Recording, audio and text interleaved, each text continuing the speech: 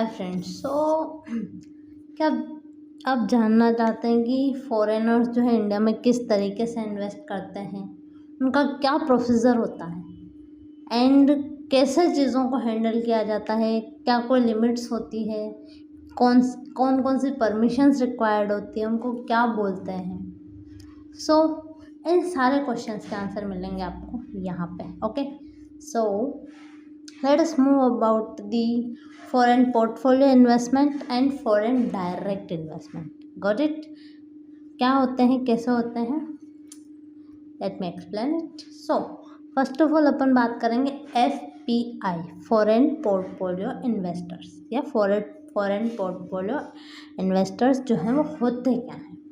तो ये जो है, अगर कोई भी सेबी रजिस्टर्ड कोई भी एंटिटी है, फॉरेन एंटिटी है specially, and they want to invest in India, ठीक है, इंडियन कंपनी में they want to invest, but यहाँ पे एक पॉइंट आपको ध्यान रखना है, 10%, लेस देन 10%। ओके, तो उसको आप बोलेंगे FPI, foreign portfolio investment. Means कोई भी SEBI registered, okay, SEBI registered foreign company and less than 10% अगर इन्वेस्ट कर रही है तो दैट इज FPI। बेसिकली आपको यही कॉन्सेप्ट अपना माइंड में सेट करना है।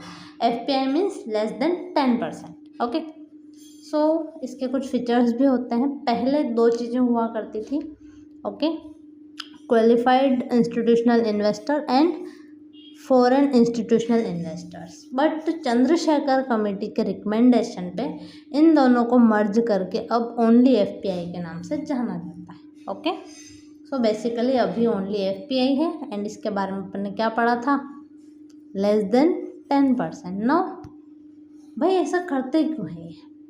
ओके, सो इनका मेन ऑब्जेक्टिव होता है अर्न प्रॉफिट, ठीक है, by buying and selling of the securities in the financial market. ठीक है, फाइनेंशियल मार्केट में ये लोग क्या करते हैं, जो भी सिक्योरिटीज़ हैं उनको बाइंग एंड सेलिंग करके बस अपना प्रॉफिट जो है इनको गेन करना होता है, nothing else.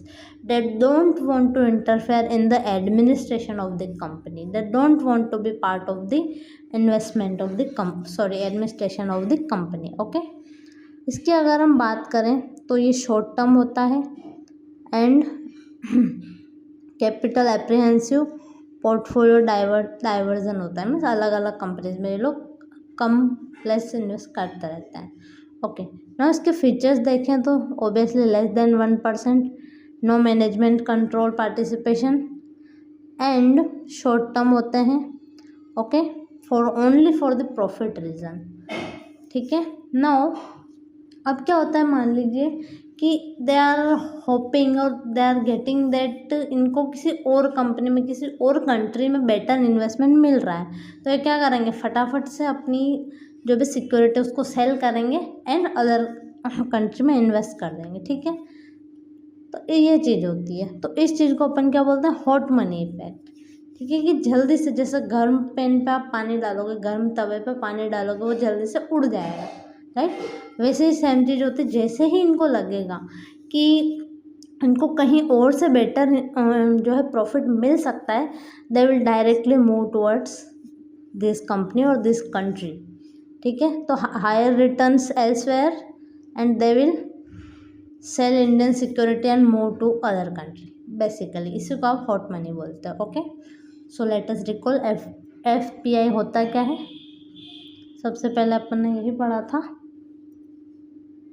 Tell me what is FPI? Less than 10%, only for profit motive. Okay, hot money effect पढ़ा था। उसके बाद क्या होता है, अगर कहीं और से प्रॉफिट मिल रहा है तो they will sell the securities and move. Okay, so ये आप देख चुके हैं। कैपिटल आउटफ्लो होता है, इससे मीन्स क्या होता है, कैपिटल अपना लेके चले जाते हैं, तो दैट इज कैपिटल आउटफ्लो। इससे रुपये डिप्रिसिएशन होता है एंड मार्केट वॉलेटिलिटी होती है और ऑब्वियसली अपना शेयर मार्केट जो है गिर जाता है। ओके, नो यहाँ पे आपको 2 रूट मिलते हैं एफपीआई में। First voluntary retention route. इसमें क्या होता है कि ये पैनिक सेलिंग, लाइक इतनी जल्दी ये लोग वापस अपनी सिक्योरिटी सेल करके चले ना जाएं, इसके लिए इनको एक स्पेशल टाइम पीरियड दिया जाता है कि you have to at least stay for 3 years. Means आपको एटलीस्ट 3 ईयर्स के लिए यहाँ पे इन्वेस्टमेंट करना है, उसके बाद यू कैन मूव, उससे पहले आप मूव नहीं कर सकते, ठीक है। Next fully accessible route. इसमें क्या होता है, गवर्नमेंट सिक्योरिटी वगैरह एंड यहाँ पर कोई इन्वेस्टमेंट सीलिंग नहीं होती है। Free repatriation. Repatriation means they can sell their securities to others, okay.